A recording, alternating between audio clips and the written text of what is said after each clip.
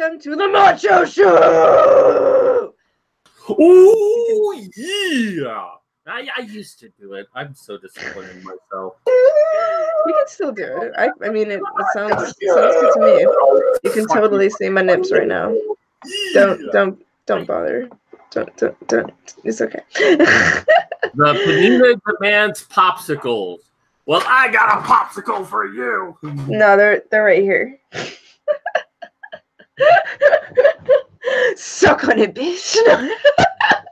Okay, sorry. All right, very inappropriate start to our. This is the Macho Show. Everything we do is inappropriate here. Exactly.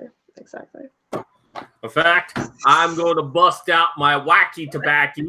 Actually, oh my god, not so much the wacky. It's the regular tobacco. Oh, I'm gonna be getting some legal wacky tobacco pretty soon here. I'm still getting used to this, but I want to smoke for all y'all so I look cooler. Oh yeah, is that so? Oh yeah, that's macho. Okay, so yeah, today I didn't even introduce ourselves. I'm on Medusa. I think the people know. Yeah, you better fucking know. Who else do you think is on here? Motherfucking Jesus? No, I killed that bitch. He looked me in the eyes and he turned to stone. Bada bing. Bada boom. Jesus to stone. Well, I guess that. Did you not see the thing that I put on Twitter? Sorry. I guess that means Jesus is rock hard. Exactly. After looking at Medusa. Well, you know the statue of Jesus in Rio de Janeiro or Brazil or whatever, wherever it is in Brazil. Yeah, that was me. oh God! Someone said, "What?" I was going to say, people know who we are. I'm dicks and you're boobs. Right? Yeah. Remember that, guys? Someone asked in the chat, Jacqueline Glenn, question mark? I mean, she's hot. I was thinking, like, would I fuck her? Like, I don't know. Like, maybe if she shaved. If she shaved, I might. If she didn't, no. See, you could talk about fucking her, but if I talked about wanting to fuck her, then she would probably go on YouTube saying, YouTube is a misogynist place. People are talking about wanting to fuck me. Oh, God. Hey, that's what I like about the internet. Oh, that's what I love about the internet. No, but I like that video that she made with Blair White, or one of the videos. I don't know. She might have made multiple, but yeah, anything involving Blair White, I'd get in between that. Hi, Blair White and Mundane Matt. Well, I mean, if I'm Blair White and she's Mundane Matt, I'm good with that. But don't compare me to Mundane Matt. I mean, he seems like a pretty cool dude, but he's fucking fat. Come on, who said that? A muscle tone now. Oh, really? I wonder how much he weighs. Because, I mean, well, you're pretty tall also. I don't know. Is he tall? I'm not sure. I don't know. I've never seen him stand up before. I just know that he tries to cover his big belly as best as he can. But you can tell. Monday, Matt, please come on our show. We would love to have you. I would love to have him on our show. I think I was... whose show was I on with him? I think it might have been Magog's? Or... I don't remember. I've been on I think he's come on a couple of live streams that I've been on. He was pretty cool. You have red hair? I thought you had blue hair. This is a wig. I have many wigs. Well, technically my hair is supposed to be lavender, but I have to re-dye it. Don't judge me. No. It's not wigs. Her special superpower is changing her hair color. Yeah. And her tits always looking perky. Oh, I thank you. Oh. YouTube is ableist. I agree. It tries to oppress me because I have the dumb. That's a serious disability. Well, you ableist pigs. Someone mentioned that if you wear wigs, they'll make you bald. But you know what? It's true what they say that the drapes match the curtains, and I've seen what color her hair is down there. It's bald. Okay, I was about to say like, oh, speaking of which, I need to shave. I need a shower after this, like, for reals. I'm gonna take a nice hot shower. Wow, we're 5 minutes into it and you already feel dirty? Jeez. Yeah, exactly. I feel disgusting.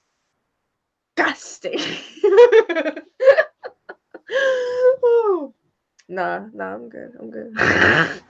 All right, so let's get to our main show today. We have a very special episode, and this one's been in the works for a couple of months.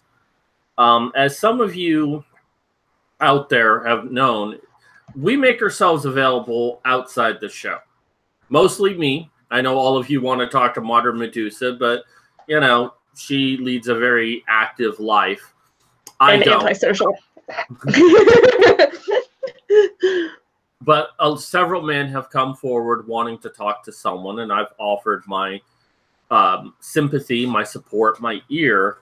And one such individual, he was a bit hesitant about coming on because the last time he tried to come onto a show, he was thrown under the bus even before he got on. And, it was like, whoever this fucker was, he was like, oh, well, disabled people are milking the system and, they should go out there and work. And he's a disabled person who can't work. So it's like, how do you recover from that when the host of the show is basically saying you're a worthless piece of crap? So he wanted to make sure that we weren't going to do that. And having talked to him, it's like, I think he has something important to say.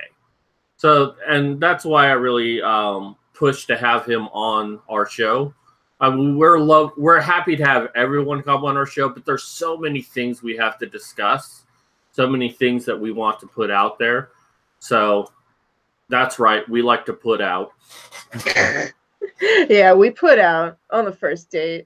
I'm going to go ahead and send them a link. But the main topic of today's show is that the medical system is really, really fucked up.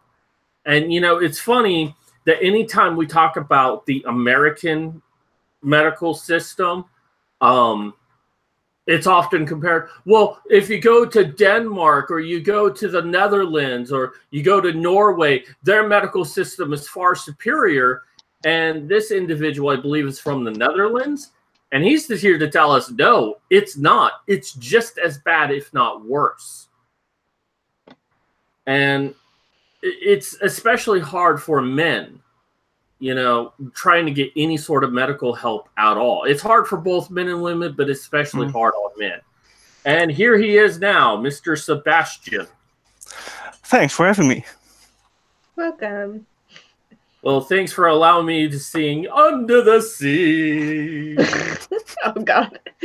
Oh, hey, I look like Ariel, so that works. Oh, God. As serious as this is, we're still going to have some jokes here, people, so. Exactly. Always. Uh-oh, I've silenced him. No, I'm here. I'm just waiting for a cue. Well, just you're the star tonight, so you talk and we'll shut up. So, yeah, please introduce yourself. Well, I'm Sebastian. I'm from the Netherlands, and I've been put through the ringer by the mental health care system, which incidentally is created in the US, decided by the APA. And I wanted to talk about how the system is set up and the problems within it.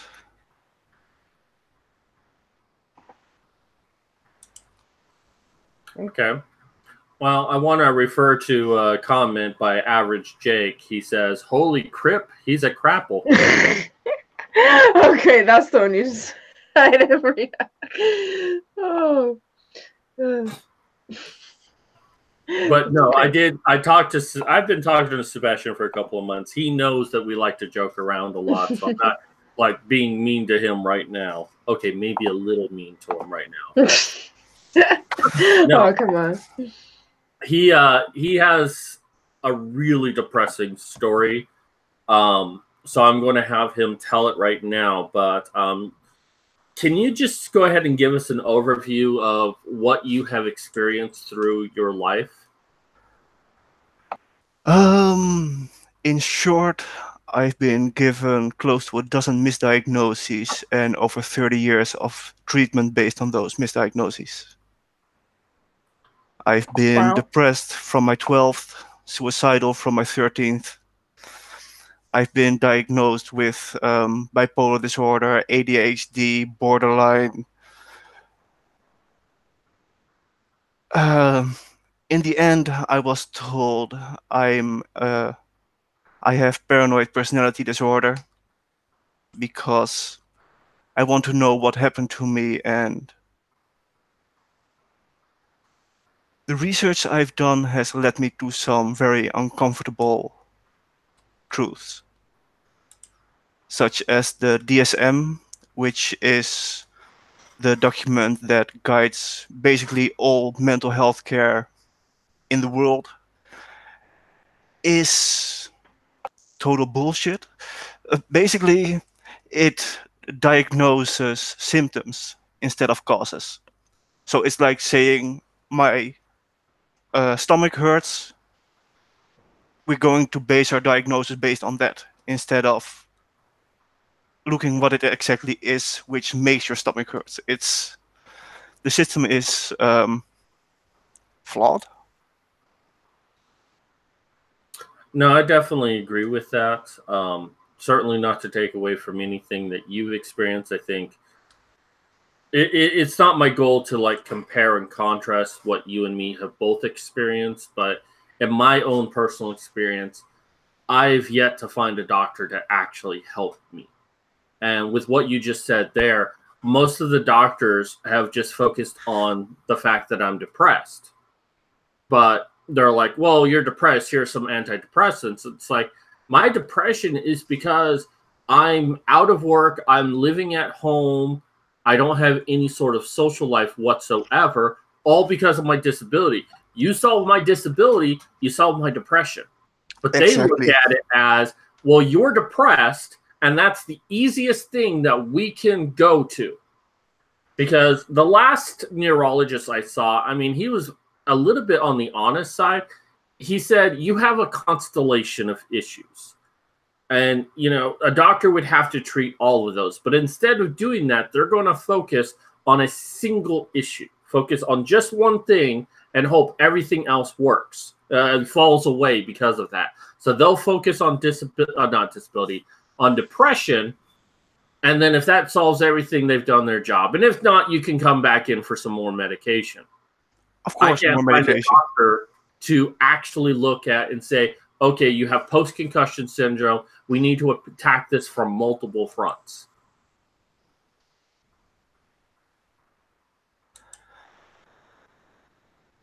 Yeah, it's basically the same over here in the Netherlands. Well, I agree that in the Netherlands consistently rates quite high in healthcare.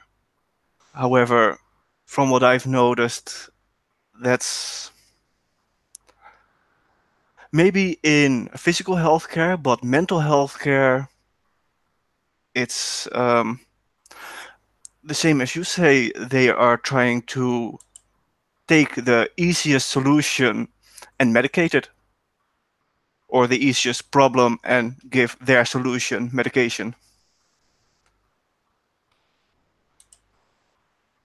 So you stated that you have been misdiagnosed since you were about 12 years old and then given treatment for that. So So what kind of medication have you been given over the years? First, for 7 years, I've been put on Ritalin, which is on my 9th, I've been given the diagnosis of ADHD, and until my 16th, I've taken Ritalin. I was in a pilot group for that shit. I've never noticed anything from it, but everyone was euphoric about it. So make of it what you want. But later, I've been put on Risperdal.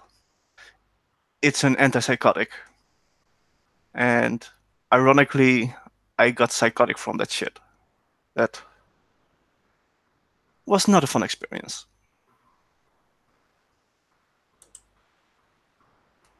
And what made them prescribe you that one? The psychiatrist I saw at that time had the suggestion that that's a drug which had good results and should help in my case. And after 2 weeks of taking it, the only thing I can say is my consciousness slipped through my fingers. Like, actually quite scary that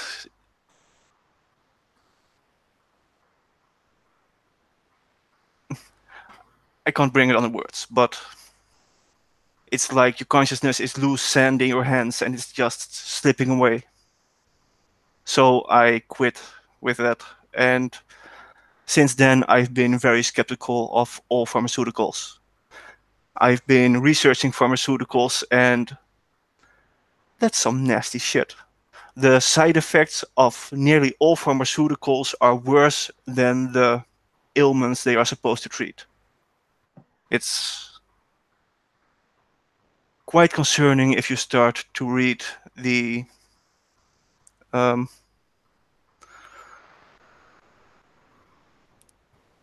can't find the English word for it, but the list of side effects it has.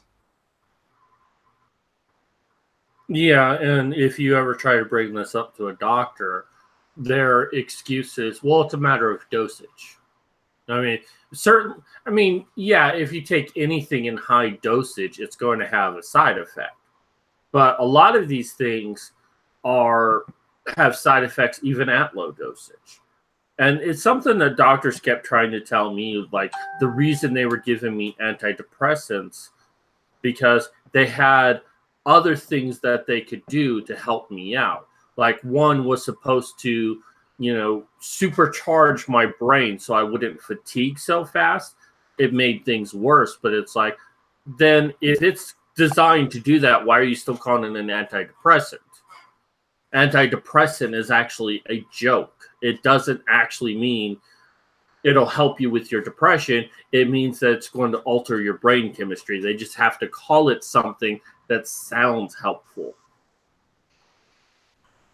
I can't really disagree with that one.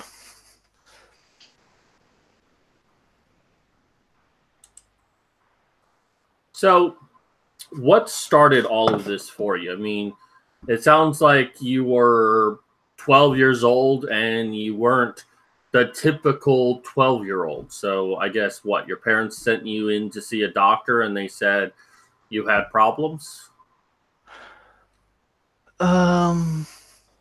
Basically, on my 9th, I've had my first real diagnosis. It started at birth. I've been born 3 months early, and the nurse told my mother I would become a problem child. Most likely, what I think is that because of the high risk of shortage of oxygen because of undeveloped lungs, there could be an underdeveloped brain, which can lead to dozens of different problems. So I can understand where she was coming from. There is a chance that your child will be have a brain disorder because he was born so young. And basically, my mother has always treated me as if I were defective. She was pathologizing the most simple actions and trying to correct it with punitive measures.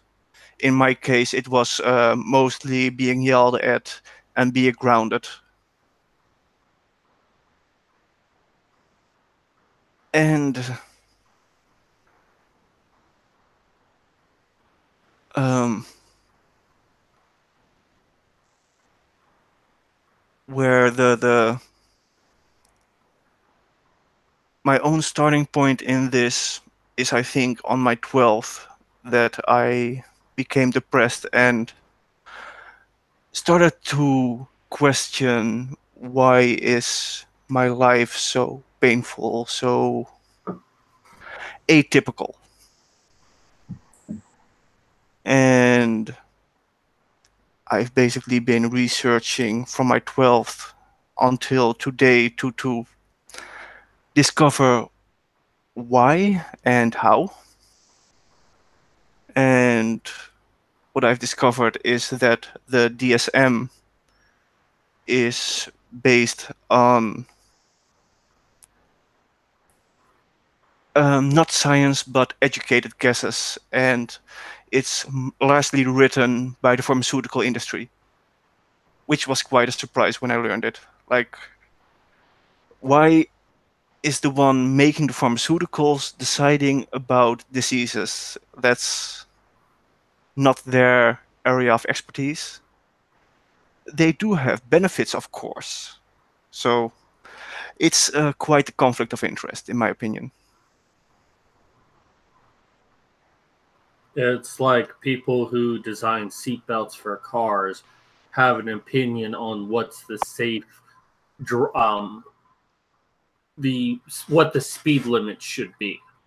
One has nothing to do with the other. One protects you when you're in a crash, and while that can be an element of how fast you're going, I mean, you can drive very fast and not get into a car accident. So the fact that it's a conflict of interest is what it really is, that the pharmaceutical company is directing people on how to use medication and taking the responsibility from the doctors to actually think for themselves.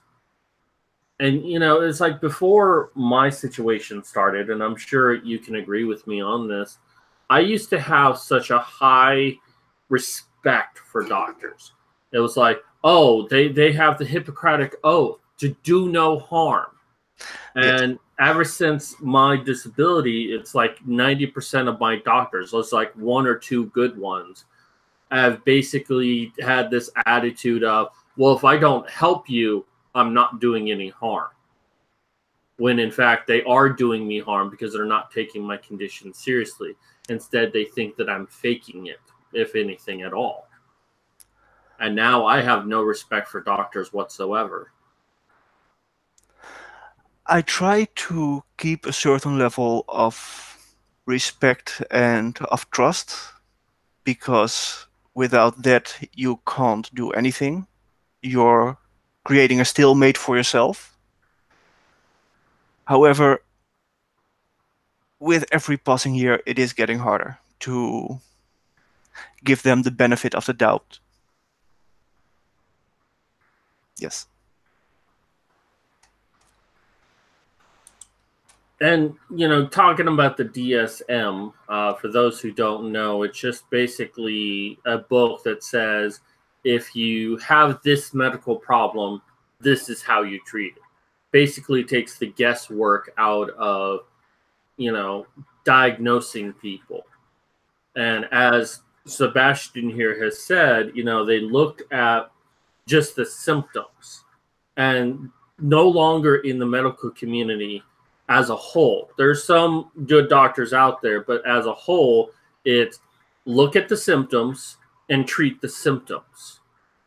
And like in my case, oh, he's depressed, that means he's depressed. It doesn't matter whatever else he has, it's depression.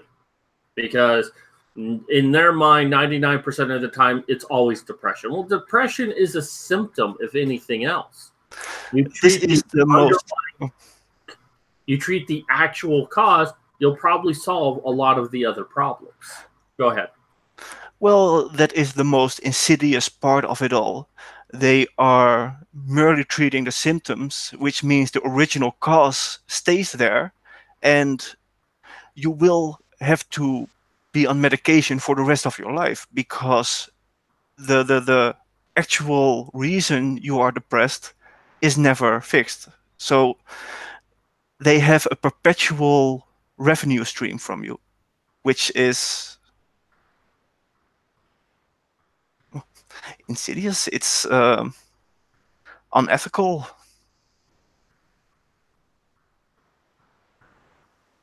Yeah, I definitely agree on that one. Like I said, it's conflict of interest. I mean, and you know, a good thing to watch. I have mixed feelings about Adam Conover, but once in a while on his show, Adam ruins everything. He gets something right, and his look at the medical industry about why prices are so high and about the corruption of the medical system, he's actually spot on with that. That's like once upon a time, doctors wanted to help people. They didn't want to gouge them. But then, of course, insurance came by, and that's really what got things started. Insurance is not completely to blame. Frivolous lawsuits are also to blame. And the doctors being high and mighty, that's also to blame. But it does really start with the insurance company. That they're like, well, you know, we want to send people your way, but we want to get a discount for that. And the hospital's like, you know, we don't really make a whole lot of money to begin with. So giving you a discount cuts into our profits. They're like, well, you know, we need something. So they decided, okay, we're going to start overcharging for everything just so we can give the insurance company a discount. So let's screw over the people we're trying to help just so we can have more money. And that's really what it came down to. It's even worse than that. They are intentionally misdiagnosing people so they can make money. I have multiple articles or resource documents about that, which show how, or that the doctors give intentional misdiagnoses so they can get reimbursement. And, you know, I think I've seen that happen for myself as well. Like, when I first started out, you know, I was going through my work getting short-term disability. And the thing about that is you have to go to a doctor once a month to get them to sign a piece of paper saying you're still disabled. And it's like, I barely was making any money at all because, you know, they only give you like 2/3 of your paycheck, which is not enough to live on, pay your rent, and then also go see a doctor. But I couldn't see my doctor during one of these times, so I had to see another doctor in the office. And he basically coerced me into taking antidepressants. I told him that I didn't think that it was depression. I didn't want to take antidepressants. And he made the argument, well, you need to show them that you're trying to get better, right? And I'm like, well, yeah. He's like, so then you need to take the antidepressants. I'm like, fine. But he gave me a little questionnaire, like something you'd find in a Cosmo magazine. He asks questions like, so do you have problems sleeping? Well, yeah, I do have problems sleeping. But that's a loaded question because I'm sure it's asking, do you have problems falling asleep? But it didn't ask that. It just says problem sleeping. Me, my problem is I tend to sleep too much because, well, there's a whole reason for that. But it wasn't specific on what it was asking. It was very generalized. And then after he's done, he's like, well, according to this, you need to take these antidepressants. And then when he was filling out the prescription, he's like, when you come back next time, I'm going to tell you why it's so good that you're taking these antidepressants. And that kind of clued me in. It's like he's being paid to hand these out. That's the whole reason for this visit, is he's getting some extra money, and he's like, hey, hand out as much of these antidepressants as possible. He could care less what I want. He could care less about what's actually going on. He coerced me into taking this, and then he's just laughing to himself like, oh, I'll tell you next time why it's so good you're taking this. It's like, why don't you tell me now, motherfucker? Tell me why you think it's so good that I'm taking this. I never saw the douchebag again because I was only on that medication for about 3 weeks. It made me feel so much worse. I just stopped taking it. Of course, when you tell doctors that antidepressants don't work, they're like, well, you have to be on it for 6 months for anything positive to happen. I'm like, fuck that. If I feel bad now, I'm going to stop taking it now before it does irreparable harm to my mind. Sorry to go off on a rant there. No problem at all. I can totally empathize.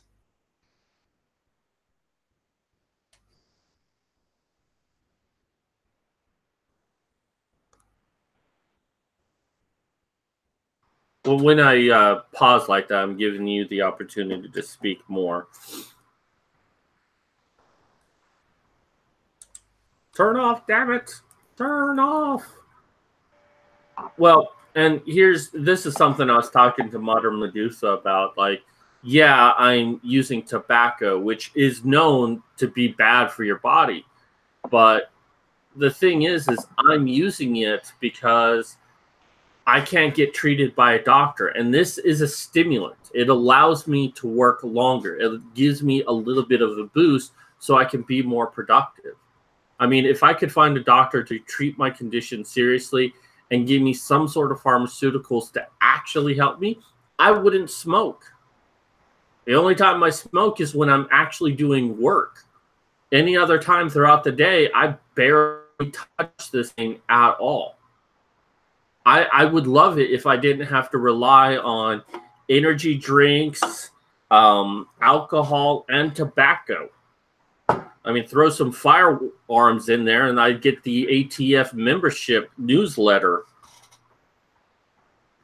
But, I want my condition being taken seriously, and I can't. So I have to find alternate means just to try to be at parity with everyone else. And I think most people out there, they want to be taken seriously. They want to actually be treated. Yeah, there's some bad apples out there, people who want to sponge off the system, but I think they're a minority. Most of us just want to actually be taken care of, get the treatment we need so we can be part of society again. I mean, correct me if I'm wrong on that, but that's just how I look at it. I've talked to so many people who just want to get treatment. Yeah, likewise here. I'd much rather have a normal job. Like, I don't even get called by the welfare agency anymore. I've been completely written off. Like, they from phase 1 to phase 4, phase 1 very close to getting a job, and phase 4 impossible to get a job. I'm phase 4. Like,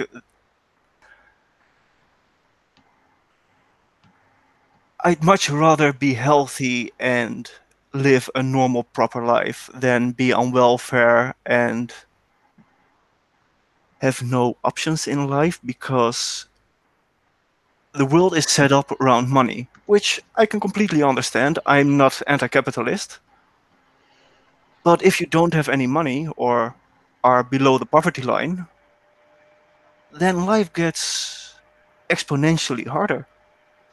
I'd much rather be healthy and working and participating in life in general. And like you said, of course, there are there are people who just wanna leech off the system and don't care how they live.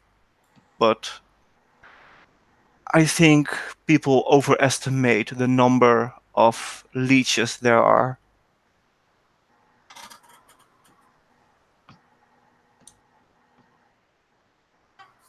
Well, that's how I feel. Like, I mean, I feel like I've been in exile for 7 years.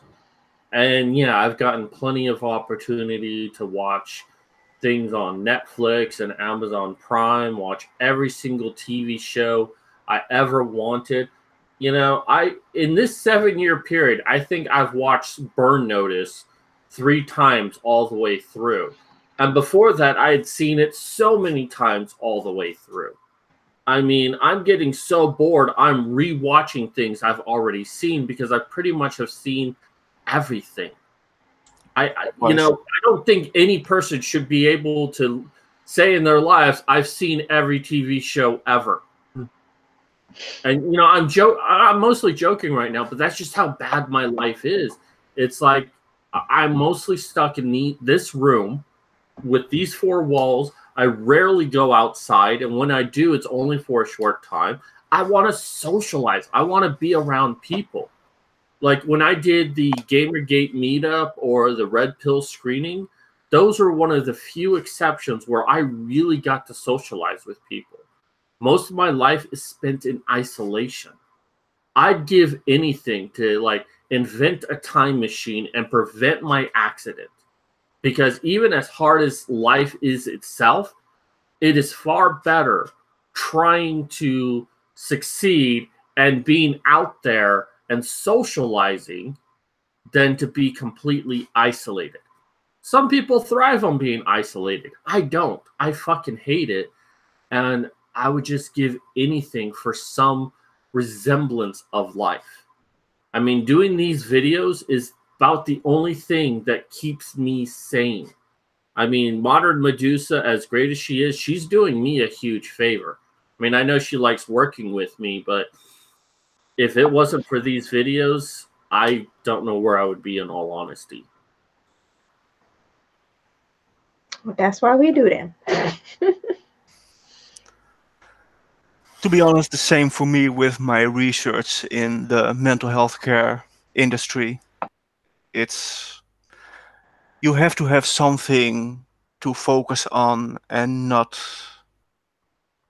drive yourself insane, basically. And personally, I am an introvert, so I quite appreciate being alone. But after 14 years on welfare and 14 years of basically loneliness, that's getting quite old. And I'm an extrovert, so it's even worse for me. And there are times where I appreciate being alone, but most of the time I fucking hate it. And, a fat Andy in the chat says too much isolation is not good. Honestly, it's cabin fever. Like, you hear about this where people are stuck in a cabin in the middle of a snowstorm for several days and they can't even tell the difference between night and day anymore. And that's how it honestly feels. That I'm just so cooped up that I just sort of get insane.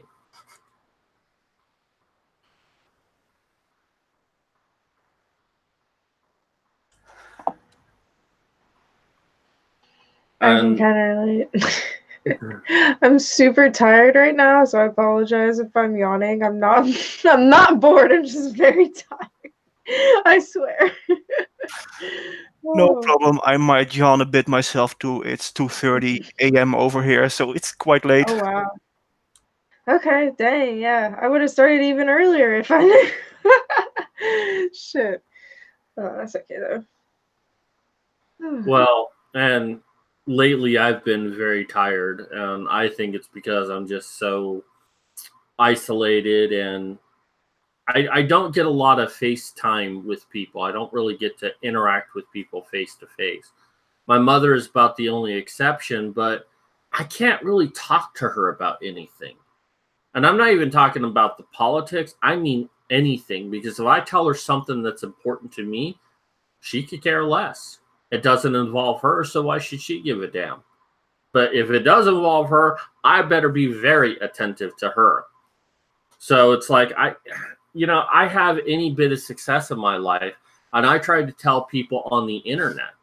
Like, I just recently had a student on Udemy ask if I was going to release another course. And that was just such an empowering moment, because it means that someone wants me to do more courses on Udemy. This is a big fucking deal. I tell all my friends, and all they can say is, "Oh, that's cool." And it's like, fuck you. Don't treat it as a small little thing. This is a huge thing. And it's like, I can't get any sort of response. I can't get people to be excited by it, because it's all online. And people barely pay attention when they're online. I wish I had more interaction with people. And that's probably the hardest thing of all. And I'm sure Sebastian here can relate on that. Yes. While interaction is always better than no interaction, the internet is very unreliable. People easily fall away. Most people, like you said, don't take the internet all that seriously, which is kind of understandable, as it is a layer on top of reality instead of reality itself. But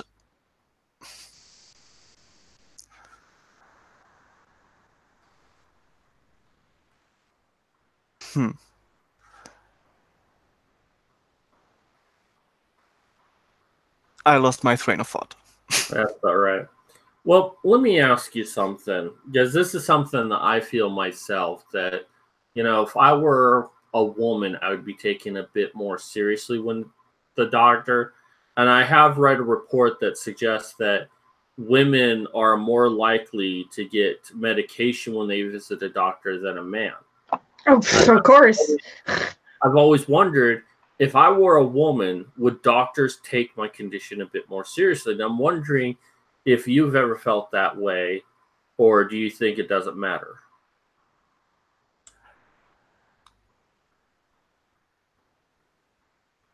In general, in life, women are taken more seriously than men, because traditionally men are disposable, which is quite a sad fact of life, but it's how we've evolved to ensure the durability of the species. And even though we've gone past the ages where men have to be disposable, it's still ingrained in our psyche. So, yes, I think if I were a woman, I would have been treated with better care and taken more seriously in my complaints. Though it's hard to say, because I've heard enough women talk about bad shit happening to them in the mental health care industry. So, plus I don't want to make it an oppression Olympics, like who is more oppressed. It depends on the individual most of the time, but in general, yeah, women, I think, are just more sympathized with. Yes. Yeah, I can definitely agree with that. I mean, the mental health system is screwed every single way that you can think of, and both men and women have problems with the system itself. But it seems that, like I said, women are taken a little bit more seriously when it comes to mental health problems, or any problems in general, because of the empathy gap. And I'm not trying, like you were talking about the oppression Olympics, I'm not trying to make an oppression Olympics, but I'm trying to point out a flaw that we need to correct in our society. It's like I say, if a woman, is crying on the side of the road, men and women will stop to see what is wrong with her. But if a man is crying on the side of the road, people will just drive on by and not even consider that he might actually need some help. They'll just be like, hey, he's a man, he can take care of it. But a woman, oh my God, national emergency. Let's call the local press because a woman is crying. Unless you're on the highway and then nobody fucking notices. Because that happened to me yesterday. But besides the point, yeah. Definitely. I mean, women and children first, you know, that's how it's always been. And to be honest, that's how it should be. Like, if evolutionarily speaking, like, I would love to get some more empathy and some more understanding. But if I look at the continued existence of our species, yes, women and children are, I don't want to say are more important, because men have very important roles to fill. Though in the immediate sense, they are more important. This has been a discussion within the men's movement, more as a thought experiment. But, you know, like, if women decided to just take a day off all around the world, not that much would change. Just for one day. But if men did it for one day, it would take us like 6 months to a year for us to recover if men just stopped doing all the most basic things. Just took a day off. It's a man's day. Men do nothing. Because so much of our infrastructure is dependent upon men doing their jobs. And if they didn't do their jobs, it would set our society back a couple of months, if not a couple of years. I just wanted to say, I think a couple of months is a very small estimate.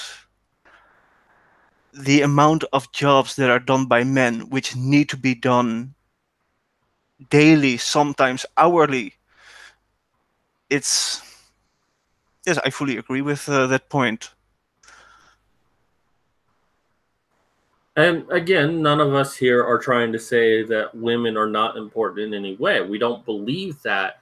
It's just that, you know, we're starting to live in an age where men's issues, and not even like the men's rights stuff, we're talking about their mental health, about their well-being, needs to be taken more seriously, and yet it's still looked at as a joke.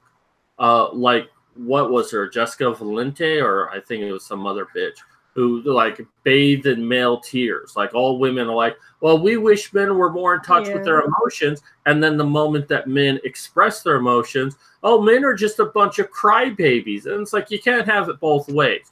You can't say you want us to be more emotional and then criticize us for being more emotional. We need to, as men, we need to start coming out and saying, hey, we've got issues too.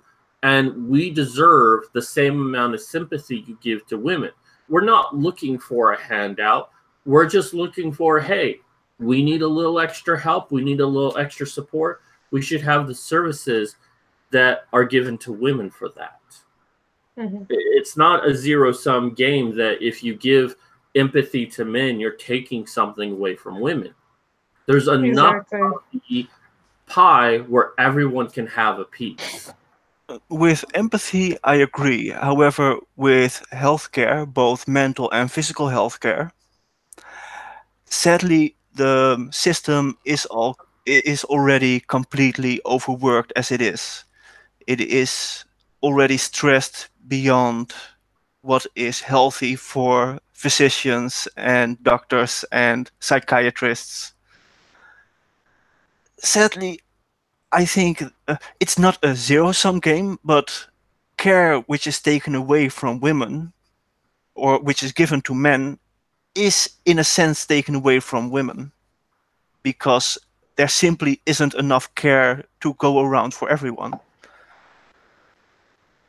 Right. I mean, just look. Sorry, go ahead. I was just gonna say, I mean, look at the fact that you remember, Chris, when the suffragettes movie came out or whatever, and they did like a protest against people, or because they wanted to, or okay, they said to women's shelters throughout the country, either you start opening your shelters to men, or we're going to start, cutting some of the funding. And so they protested that.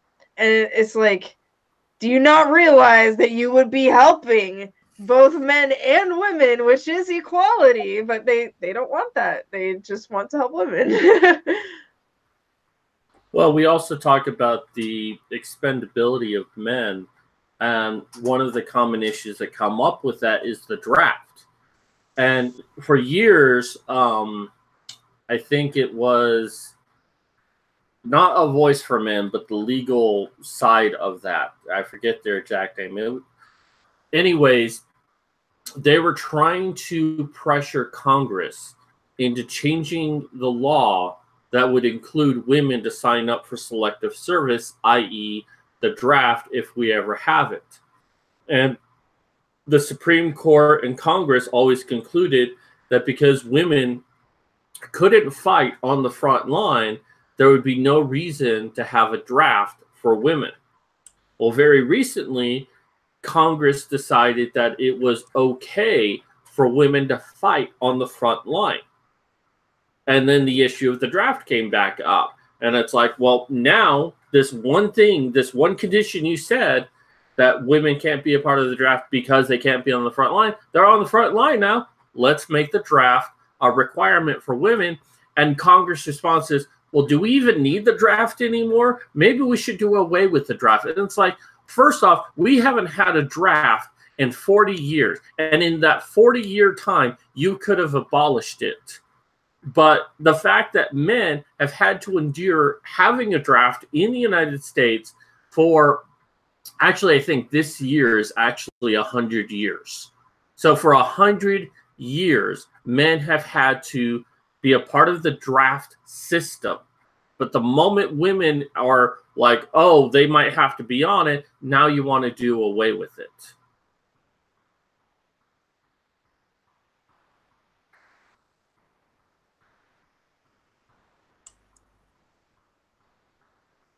So, I mean, there's the empathy for men and women right there. It's like, oh, well, men, yeah, go ahead. You know, we might have to have another world war again, and we might have to conscript men again.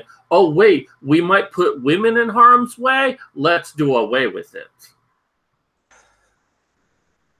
Well, I don't know about the point of putting women in harm's way, but on average, women are less capable of standing on the front lines than men, because throughout history it's been to be stereotypical a man's job to stand on the front lines and a woman's job to take care of the home. So there is a selective group of women who can perfectly stand on the front lines and fight together with men, but I don't know if a draft for women would even work.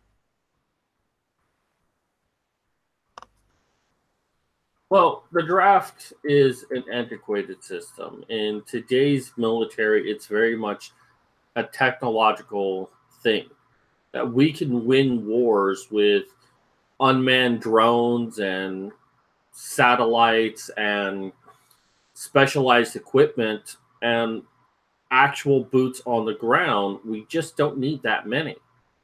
Unlike, World War II, Vietnam, we needed as many men as we could get. But now technology has basically replaced our need for actual soldiers. Not completely, but just enough that we can rely on just people volunteering for it. And like I said, we haven't had a draft in 40 years, so there's really no reason for us to continue to have one. So I mean, we're kind of getting off topic here. I mean, we're talking about the 50 gap, but I mean, that's a good point, though. I mean, the draft should not be. It just shouldn't exist anymore. It's not necessary. Oh. Well, here in the Netherlands, the draft has been stopped. I don't know, somewhere in the 60s or 70s or something like that. Damn. Quite a while back. But in principle, I wouldn't disagree with the draft, because if there is a large war, you need to be able to get the people at location and fighting. So even though I personally wouldn't like to get drafted, I think it's not smart to completely abolish it. I don't know. It's well, I think the reason why they didn't abolish it over the last 40 years is because if they did abolish it and suddenly needed it again, it would be harder to pass a resolution to enact a draft than to already have a draft and just activate it again. yes. Because the way anything works in a government, especially with bureaucracy, is things change very slowly. So if you make a drastic decision like that and realize later you need it, it could take a long time to get it back again. And I think that's what a lot of people feared. It's like, well, we might need it again. But and that's where my problem is with it, is it was such a drastic decision. And the resolution didn't pass when it went through Congress. And the last I heard, it was still up for discussion, because it passed in the Senate, but it didn't pass in the House. And this was before Trump became president. But it was just like, suddenly the idea that women could be required to fight in a war, not volunteer for a war, required to fight in a war, and suddenly they make the drastic decision of maybe we should get rid of it. Wasn't there a while back an exam for firefighters where the norms were lowered because women were supposed to pass? Yes.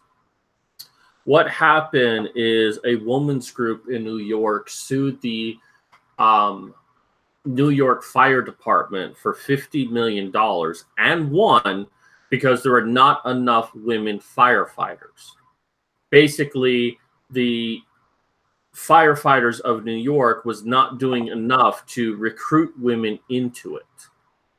So what they had to do was lower the standards for women, so women were actually capable of passing instead of holding them to the same standards of men. I didn't know that was why they did that. Wow. What? I didn't know that was why they decided to do that, because they complained that there weren't enough women. Not like, just really sued. Some judge decided that $50 million because there was not enough women on the force.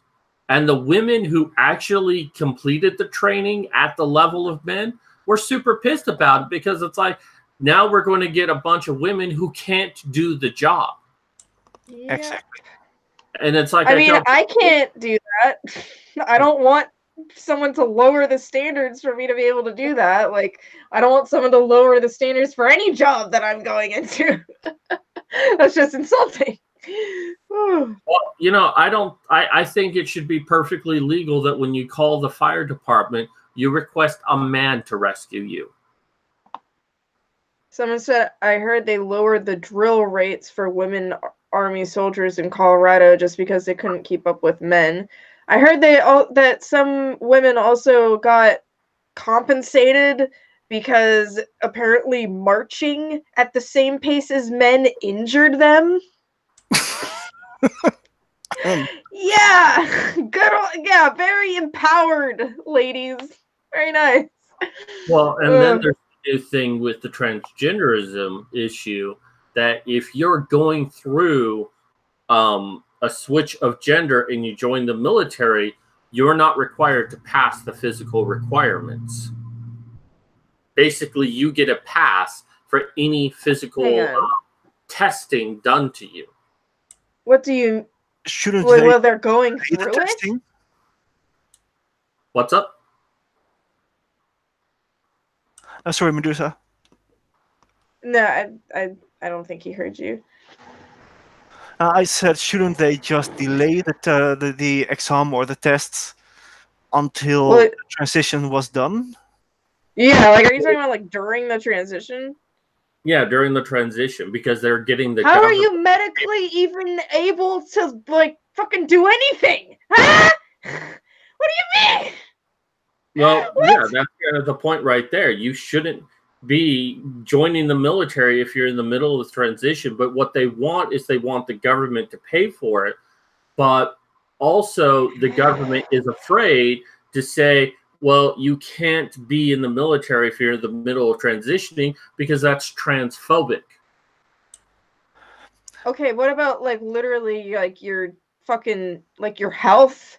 Like, are you not thinking about your health? Like, oh, I just want to be in combat while I'm taking all these hormones. What the fuck is wrong with you?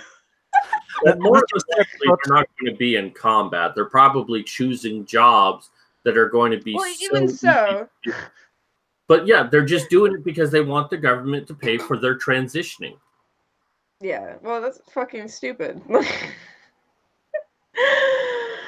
I don't know. That's something that Romer in the chat says. It's that it's a good thing that Trump banned transgenders to participate in the military. But before he did that, that was the big thing of they got an exception to actually passing their physical requirements.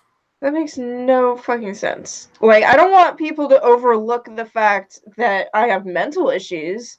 Like, and just be like, you're a woman, you're just sensitive, it's okay, you can be in the military. Like, no, I want you to like seriously evaluate me and like not consider like any like give me any special treatment. Like, why? like that's literally only to protect their feelings. Like, why? I mean, what do feelings have to do with fucking being in the military? I mean, you're a redhead. You just cry too much on the front line. Well, I mean, yeah, I wouldn't be able to do anything. Like, if anything, I might go crazy and end up murdering a bunch of people that I don't even know if they're my people or not. And then end up blowing us all up. Like, that's how things would go for me. And you probably still get like the highest honor, like the so brave. Going on right now is there's that one chick who defected from the United States to ISIS and now wants to come back. And like, oh well, I should be given a pass because I didn't know what I was really doing. And it's like, you committed treason against your country and you want them to welcome you back with open arms. And the left, but she doesn't even have a passport. And the left is like, oh yeah, we should welcome her back. You know, the government, President Trump is overreaching his. We should think about the Constitution. It's like, in the Constitution, it has a section for treason. So yeah, if you shot up Americans in the military as a woman, I'm sure you'd be regarded as a hero. Oh shit! I'll just be like, yeah, they were traitors. Don't worry about it. Believe me, I'm a woman. Hashtag believe women. Oh god. Listen and believe. Yes. Yeah, exactly. Forget listen, just believe. Right? Yeah, you don't even have to like listen to their story. You just be like, oh, something happened to you? Yes, that happened. Yeah, I stubbed my finger. What's that? You got raped? Let's give you lots of money. Shit. God, I need to get on this bandwagon. Someone assault me already. Not really. So let's kind of wrap this up. But let me ask you this: what do you think your actual condition is now, and what treatment do you think that you need to get to kind of help you? What I think I suffer from is chronic PTSD. I've spoken with a police officer who has chronic PTSD, and the experiences we both have mentally are very similar. He is one of the few people who actually acknowledge that, okay, I can see that. And the actual treatment, to be honest, I wouldn't know. I've been in treatment for the majority of my life and nothing has helped. I've been on multiple medications, they haven't helped. And I don't feel like being a guinea pig anymore for them to test their crappy treatment and medicine. And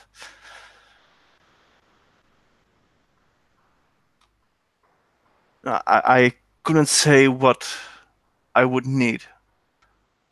Now, I'm going to ask you a tough question here. And I actually know the answer already, but I'm sure it's a question that people listening are going to have. PTSD is a very serious thing that happens to people and not something that should be taken lightly. But your main issue is that you've just been misdiagnosed over the years and given wrong medication. How can you say that you have PTSD for something like that? From my early childhood, I've been pathologized. I've been told I was defective. I've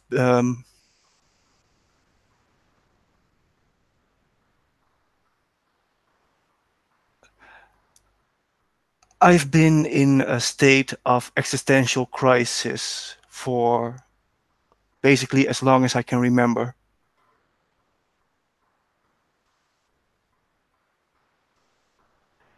How I think about it myself is I am traumatized. I have severe anxiety because of it.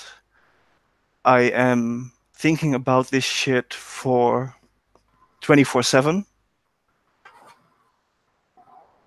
The definition of PTSD, or what it means, that is post-traumatic stress disorder. Post-traumatic stress disorder. I have been traumatized and I have a lot of stress because of it. And while PTSD is mostly experienced by war veterans, lots of different things can traumatize you. It's not just being a war veteran which causes that.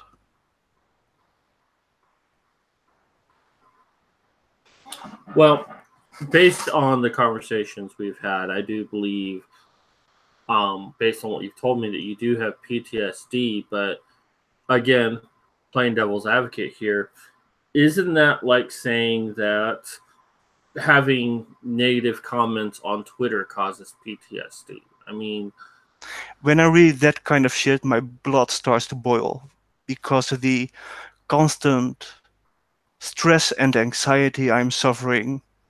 I cannot imagine someone getting a nasty comment on Twitter going through this experience that I'm going through.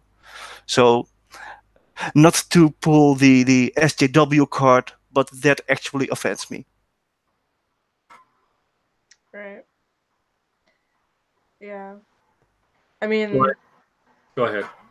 I was just gonna say. I mean, I I get really offended when people talk about being triggered just because, like, I grew up, you know, going to therapists and then telling me, you know, that basically describing to me what my triggers were for my panic attacks, which is, you know, new social interactions and, you know, just loud noises, stuff like that. And then I hear people saying, "Oh, I was triggered by someone being racist," and I'm like, "What are you talking about? You mean you were offended? You weren't triggered. You weren't triggered into having a panic attack. Okay, like that's not what happened. And if it is, then you actually need help." Yes. Oh. But yeah, people just love to make things blown out of proportion. No offense, especially women or even feminine men. You know, like it doesn't have to just be women, but beta males, they love to fucking, you know, blow things out of proportion and be like, oh, you know, these are my problems and nothing else matters. And it's like, just stop. Just stop. Well, you know, beta males also have periods, so. No, I'm serious. So you see these articles every now and then of some feminist male saying, well, men can have periods too. And I'm like, oh my God. If you have blood coming out of your penis, go see Run. a doctor. No, what I think Please. they're talking about, that is hormonally men have something similar as a period. Because men and women biologically are both humans and we go through similar things. But it's not a period like a woman has. But we also have cycle in our hormone. Yeah. I mean, that's true. Sadly, though, I feel like they're referring to, like, trans people. Oh, in that context, because, like, our girls are the only ones who have periods, and or like, and they're trying to say that trans men have periods, or like, whatever. But no, that's true though. Like men, like, I don't know. There's all kinds of imbalances that you can have that in your hormones that can mess with your emotions and brain chemistry and all that shit. So yeah, it all depends. Well, you know, I do have some mental issues with my hormones, but I find that if I ejaculate every day, I'm good. Oh yeah, that's good. That's a good goal. But well, going back to the PTSD, I think the major difference between you and, say, this Twitter bitch who's like, oh, well, you gave me PTSD for saying a negative comment is you didn't develop your PTSD overnight. You've been experiencing this pretty much since you were born, that you were always looked at as being defective. You were dealing with doctors who were more or less just guessing on what was happening and throwing medication at you, many of which was mind-altering stuff. I mean, we have to remember the purpose of things like Ritalin is to try to suppress some of your emotional outbursts. When you're messing with the brain, that shit can really fuck you up. And these things are not meant to be something you take for the rest of your life. These are things that are meant to help aid you so you can kind of correct the behavior on your own. That you're supposed to get some sort of therapy to help rehabilitate your mind so you can be a functioning member of society. But the way the pharmaceutical company and the medical system now treats it as, we're going to make sure you're going to stay on this for the rest of your life. And if you get worse, we have other drugs to give you. Stronger drugs, yes. And that's pretty much what you've been through is, you know, most people go through one diagnosis in their lifetime, either depression or ADD or ADHD. You have gone through several where you started off being hyperactive or attention deficit disorder to being bipolar to being psychotic. And that it's just always looking at the symptoms, never looking at the problem. And the problem most likely stemmed from the fact you came from a toxic environment. If someone, and forgive me, you can say I'm a piece of shit for saying this, but if someone had bitch slapped your mother and said, start treating him like a human being, you probably would have been fine. But instead, they're like, hey, I get to throw some medication at this and let's see what happens. And that is what caused your PTSD, for anyone out there watching, because he certainly knows. But you were never taken seriously. You were always used as a pincushion, as a guinea pig, to just see what could happen if we give you medication. And it's like, how can you value yourself as a person when your own family and the medical system and the welfare system looked at you as less than a human being?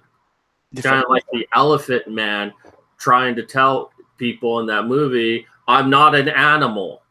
I'm a human being. Start treating me like a human. And that is very demoralizing. That's definitely a case for PTSD.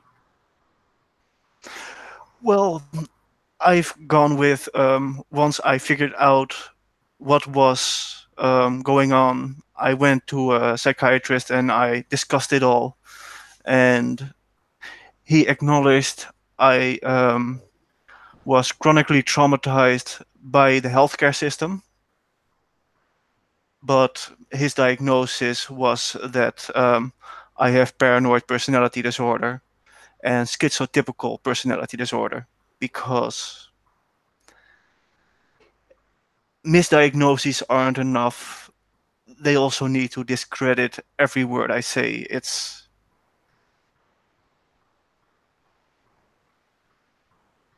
doesn't stop. Like when he said, he acknowledged that I have chronic trauma, I was like, okay, that sounds like we're going into the right direction. I can recognize this. And then you're paranoid. What? What about all this research about problems in the mental health care industry? Doesn't matter, you're paranoid. That sounds like a conspiracy theory. Like, shit, they're just like, no, shit, shut up. You're paranoid. Well, actually it is. It's the insurance company, because the insurance company needs like something on paper that says, well, if this person has a mental handicap, what is it? That was exactly what the psychiatrist said. Chronic trauma is not a diagnosis. He needed a diagnosis to get reimbursed.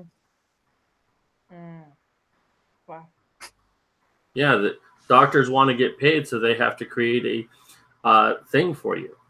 And, you know, this is actually something, once again, back to my situation, that a lot of the doctors kept wanting to treat me for depression, and kept saying, well, you're just depressed.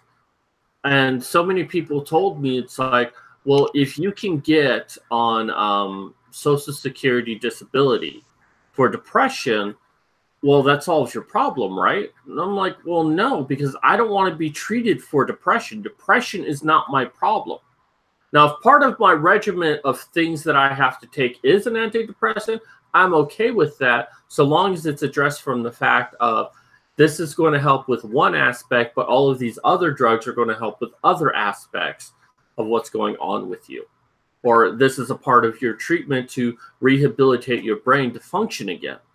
But to treat it as, well, you're just depressed, that's all we're ever going to see of you, and it doesn't matter what you say beyond that, we're always going to look at it as you're depressed. Because doctors, they don't really read your medical file. They'll look at what the last diagnosis is, and you can tell them that is wrong. That is not what's going on with me. They could care less. That's why when I switch to a new doctor, I don't give them the data from the old doctor, because I don't want them to look at what the last doctor said and conclude the same thing. And funny enough, they still do, but only because they're lazy. But it's like, I want to get treatment for what's actually going on. I don't want to get the wrong treatment just because it's easier to get on Social Security, because it might end up making me much, much worse. I mean, and yeah, we're talking about the difference between getting the wrong diagnoses and living on the streets, which I've done. And honestly, what little of my sanity I have left, I want to hold on to that.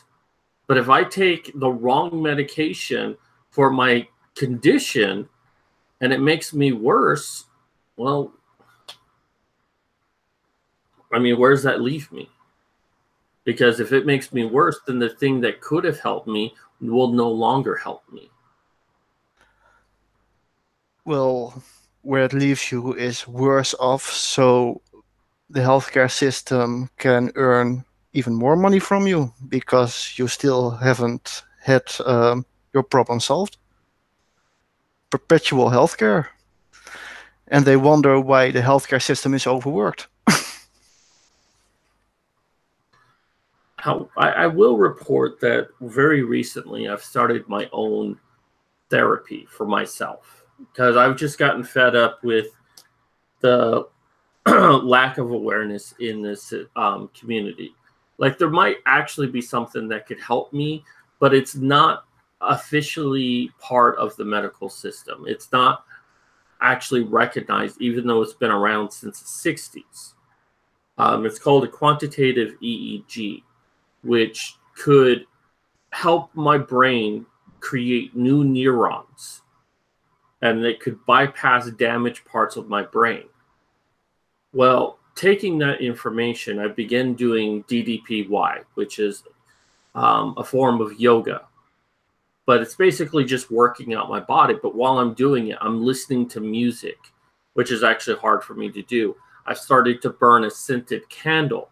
I've turned the lights on, and bright lights bother me. I'm trying to give myself as much stimulation as possible while I'm working out. And I've noticed some positive changes as a result. That, you know, where before I couldn't drive while listening to the radio, now I can. In small doses, but more than I've ever been able to do before. And this is a therapy that doesn't require drugs. So, of course, the medical community is not interested in that. And I don't know if it's a permanent solution, but it's a step in the right direction. And I've started to notice some improvements in my condition. I could still be 5 years away from any major breakthrough, but I mean, if the medical community really cared about helping people, then this is the kind of approach they would have. Not say, hey, let's see what medication we can get you on that you'd have to take for the rest of your life so I can afford that condo in the Bahamas.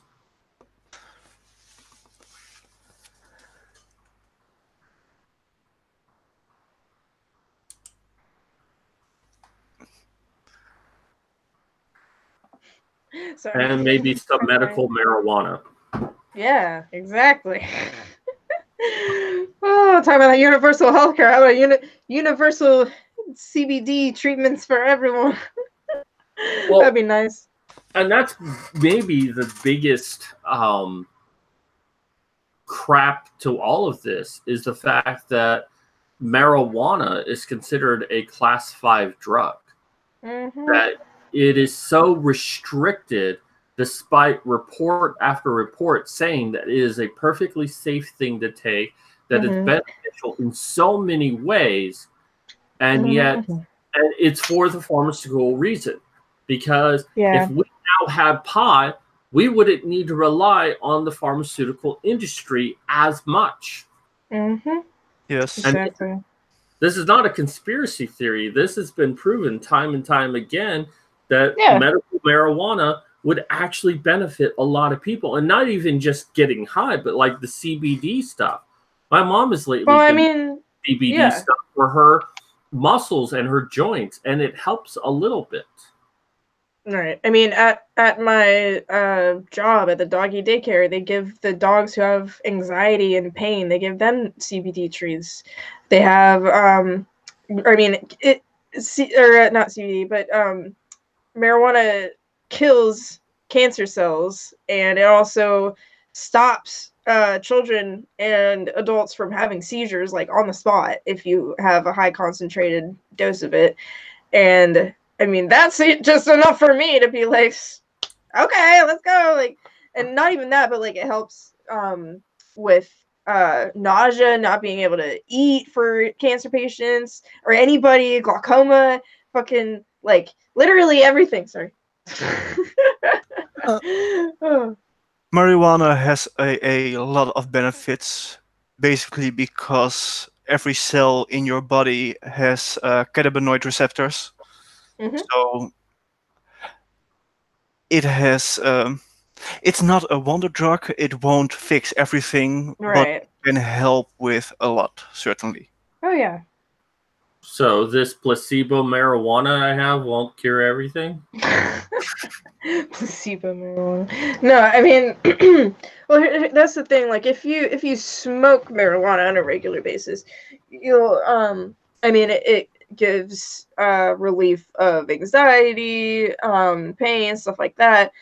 But then, if you're actually taking like high concentrated CBD oil and stuff like that, that can treat all kinds of things. Like, you'll be in very good, not perfect health, obviously, because it can't cure everything, as we said, but you'll be in much better shape than you were before you started taking the CBD.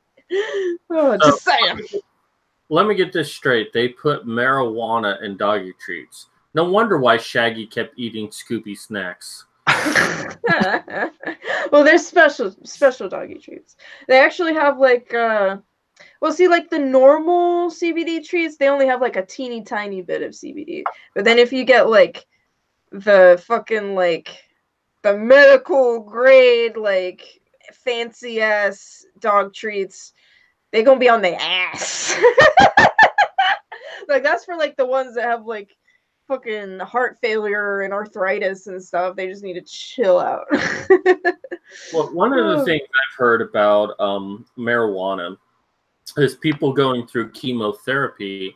Mhm. It can actually help deal with that, because I was Yeah. watching this special once, and this medical doctor, he once believed in all the lies of marijuana, but then it's like his son had leukemia, was going through chemotherapy, and he would throw up every time he had a treatment. But then he gave his son marijuana because he heard it would help. His son wouldn't have any problems. Well, he wouldn't throw up after chemotherapy because he was smoking marijuana.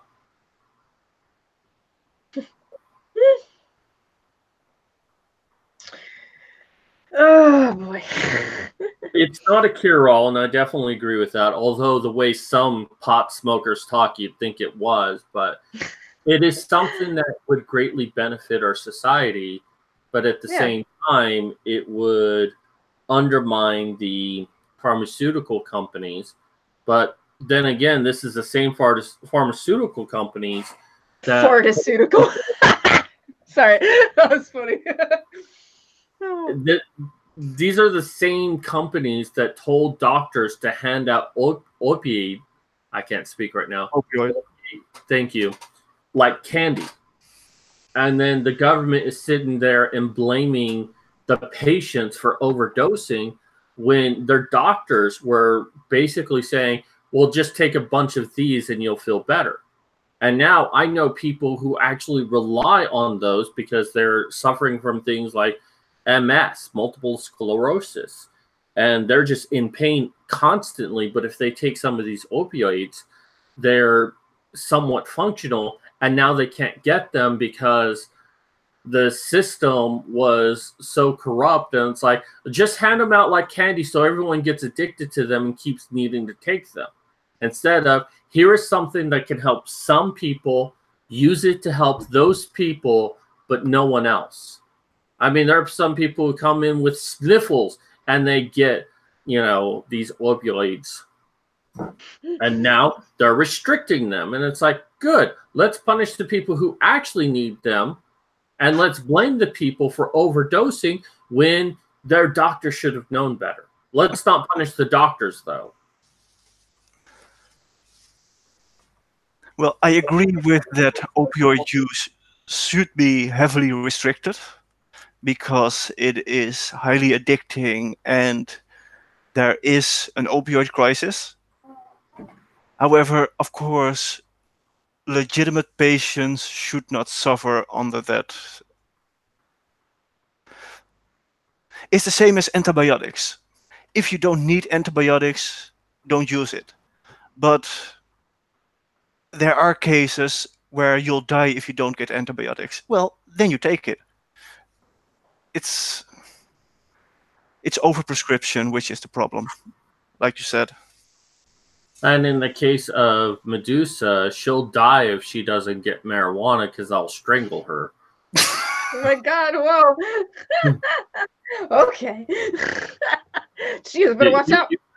You haven't seen what she's like when she doesn't get a little TH. Yeah, it's true though. Like if I mean, like I'm not, you know, some kind of fiend or something, but it's like if I'm not smoking on a regular basis, I can be very, very irritable. I don't want to eat. I can't sleep.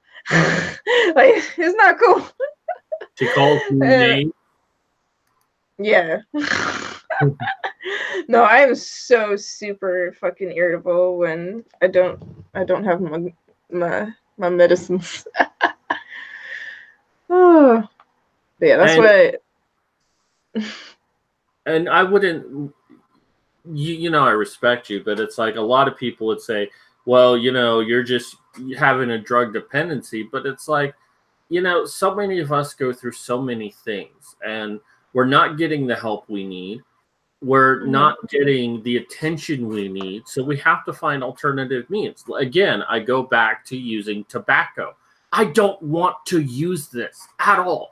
If I could go the rest of my life and not use a single tobacco product, I would be very happy by that. But I need this because I can't get a doctor to take me seriously. That, you know, I say to them, I have problems, and their thought is either A, he's faking it, he must need antidepressants, or B, well, if I give him antidepressants, the drug company will give me an extra $1,000 a month. So screw the doctors. I'm going to treat myself until I can find a doctor who's serious enough about treating me for what I have.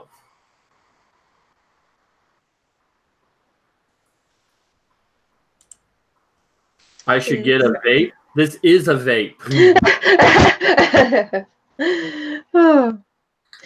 But yeah, I mean, well, it's also like my my back pain. Like it costs $45 every time I want to go to the chiropractor, and $50 every time I want to go to the massage therapist. And I'd much rather do some stretches and smoke a little bit than spend money every week. That's like how much. That's how much he recommended me visiting once a week, and I can't spend $50 a week. Oh, but yeah. Well, I've been doing yoga to help with my back, but it's like I have to do that every single day, or else my back is just certain pain. But at least that's something I can do on my own, where I don't spend extra money. Yeah. Well, certain yoga poses fuck my back up, so I just do stretches that I know I can do. But yeah, other than that, I just try to strengthen it in little ways, but you know, whatever works. And would these be sex yoga poses? I wish. If anybody wants to help me try some of those, Arlena. Well, you know, I'm always interested. But seriously, for you, Medusa, I would recommend the system that I'm using, DDPY, because like it does a lot of things. Well, for me, I started with the Bed Flex series, where I was basically just lying in bed and just like moving my legs around, which kind of twisted my back and just felt better afterwards. It's like my muscles ballooned up and kind of put my spine a little bit straighter. So it didn't hurt as much throughout the day. And now I do that exercise every morning, even though I'm going on to the more advanced stuff. So, I don't know. Maybe one of these days I'll buy you a membership so you can get into it. Oh God, no! Please don't do that. Please don't pay money for anything like that. I don't need that. You can just tell me. Oh, I'm sorry. I am the worst at following routines. I can't do that. So please don't waste your money on that. Okay, then I'll buy you a vibrator that hums "Come All Ye Faithful." Okay, that works. Oh my God. Yoga is said to improve sexual performance. Or you can just, have more sex. That works too. I want more sex. I can't have sex right now because I can't go out and meet a Okay, woman well, they said improve sexual performance. You can do yoga while you're having sex. Well, first I'd have to be having sex. I was speaking for myself. Until I can have the sex, I'll just do the yoga. And then when I finally have sex, the girl will be like, "Oh my God, you're so amazing. How did you do that stuff?" And I'll be like, "Yoga." Yeah, I don't know. Yes, maybe... I'm a huge George Carlin fan. That "Come All You Faithful" was from George Carlin. Oh, I didn't realize. About the 10 Commandments, and he's talking about covet thy neighbor's goods, and he's like, so your neighbor gets a vibrator that hums to "Come All You Faithful," you want one.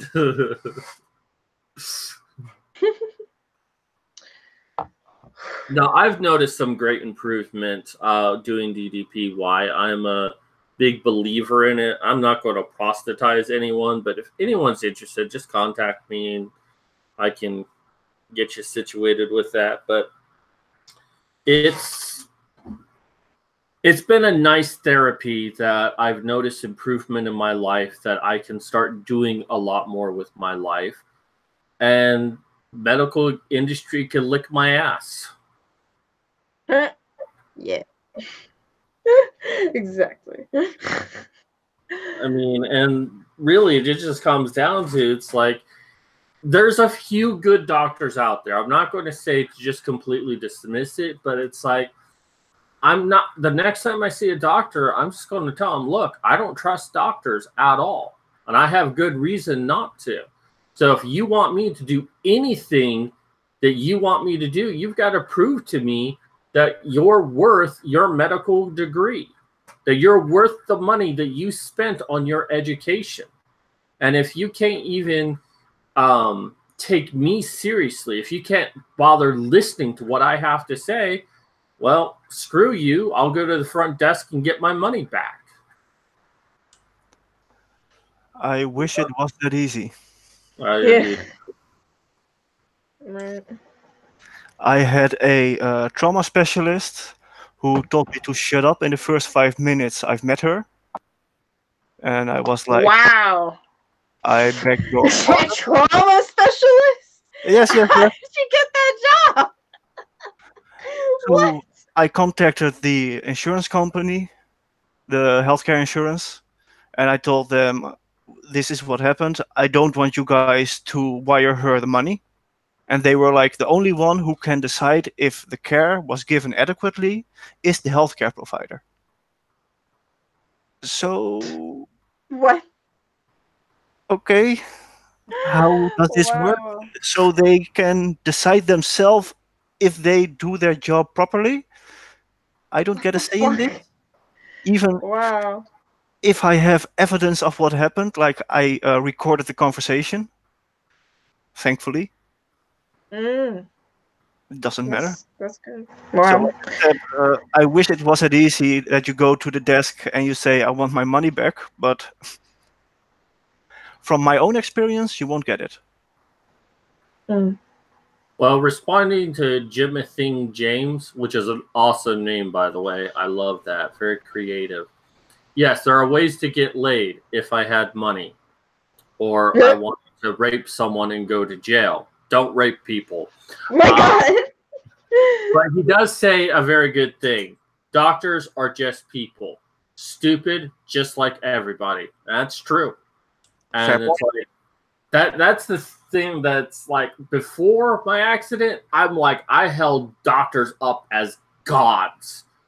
And it's fair to say I generally found the good ones and went to them and they got me the treatment I needed. But after all of this, I don't trust a doctor at all. They're basically like chiropractors to me. Just con artists trying to get my money. Pretty much. Yeah, well, see, I don't even pay for health insurance anymore because I don't plan on going to the doctor. Like I've gone to the dentist before I've gone to the doctor just because I want to take care of my teeth, but I still don't have insurance. I'm having to, do payments on that because I can't afford to be paying $50 a month for health and dental. Like I just can't, not anymore. Like I seriously paid $50 a month for 2 years, for something I never used. And I may have gone into the doctor once and it didn't cover it. So yeah. Over there, health insurance isn't mandatory because here in the Netherlands it is. Actually, it is mandatory, and you could actually end up paying higher taxes if you don't have it. Well, yeah, but I'm exempt because I don't make enough money. Yeah. That's how you get out of it. Just don't make a lot of money. You don't have to pay extra taxes.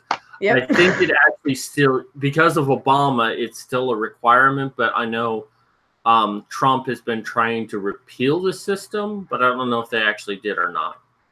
But yes, at this point, it is mandatory to have health insurance.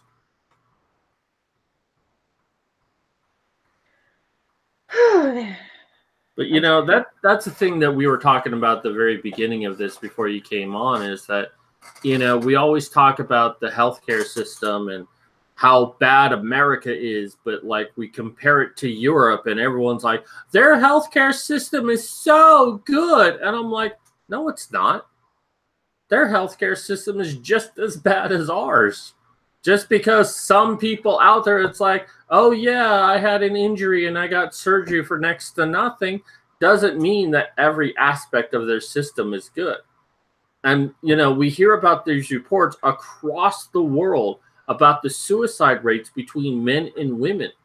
And, it can be low as twice as much in some places, but as high as I think it was 10 times men commit suicide than women in Russia.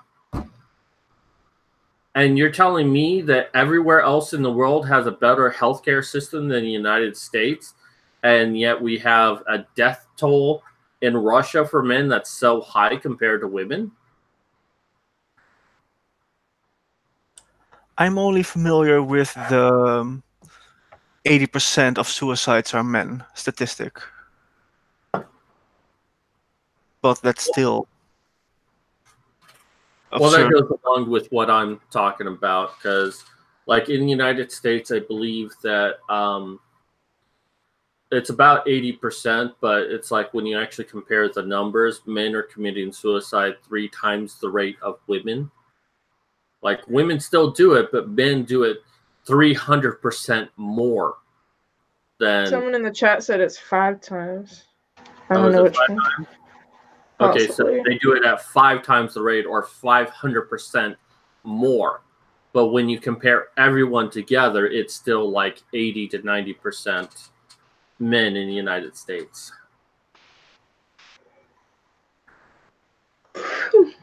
Sorry. All right. Mad Cat, did you want to go ahead and close out for the night? We're going to close up for the night. I'm good. Everybody get your last drinks. Last call. So, Sebastian, you have a GoFundMe. You want to tell us a little bit about that? Well, I would like to, as a misdiagnosis is a a highly underestimated problem, I would like to start an organization called Misdiagnosis International in order to adequately research the issues and try to find solutions. Though this is something which I basically only have in my head as a goal to strive towards. So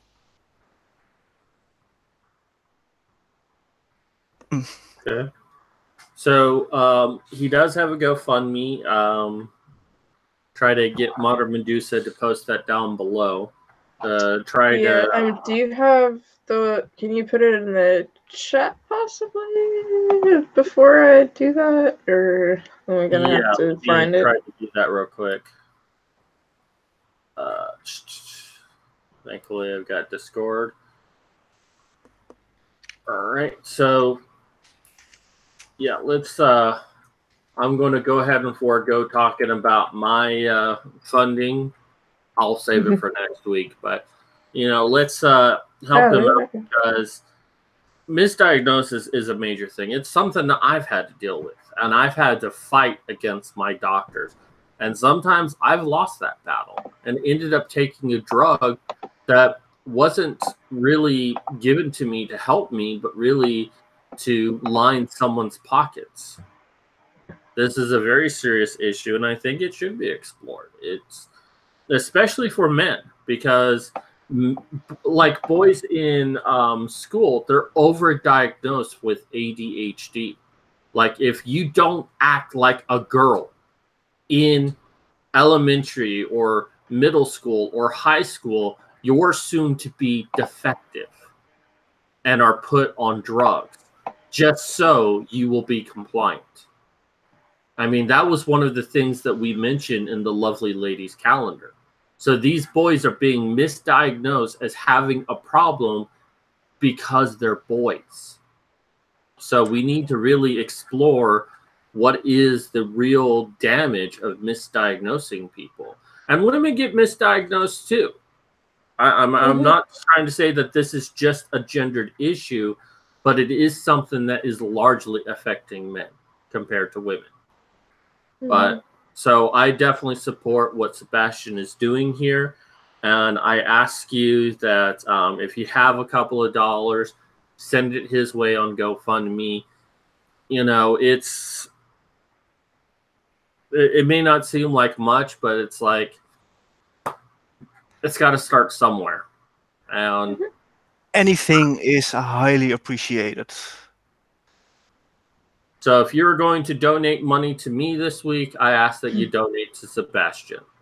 Not that anyone does, but, it makes me sound noble for offering. I'm not getting anything anyways, but give it to Sebastian. There you go. Excuse me. So I'm not going to do any of my shilling tonight. I'm just going to say, let's give some money to Sebastian and his cause. Okay. Well, yeah, everybody knows what I do already. So, oh yeah, thank you for joining us, Sebastian, and sharing your story with us.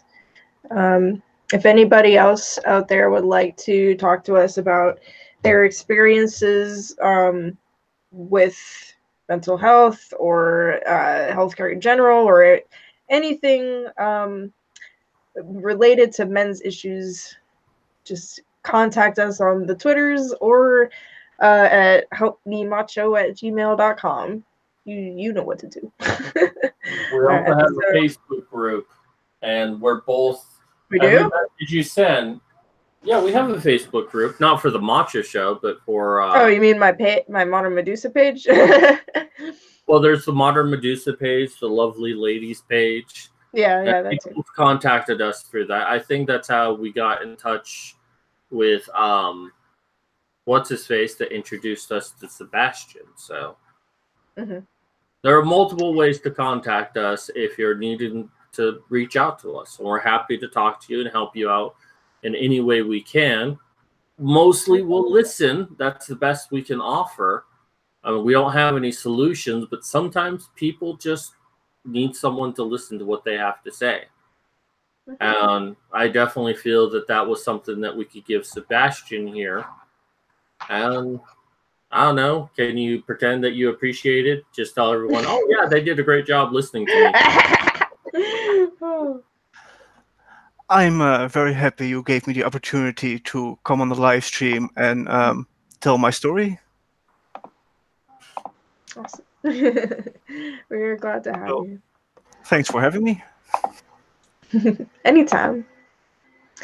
All right. Well, thank you everybody for joining us. Thank you for thank you for supporting us. And if you just definitely tune in next week. I don't know what's gonna happen yet, but it'll be something cool.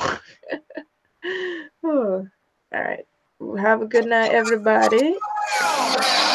Oh my God! Now you're a man.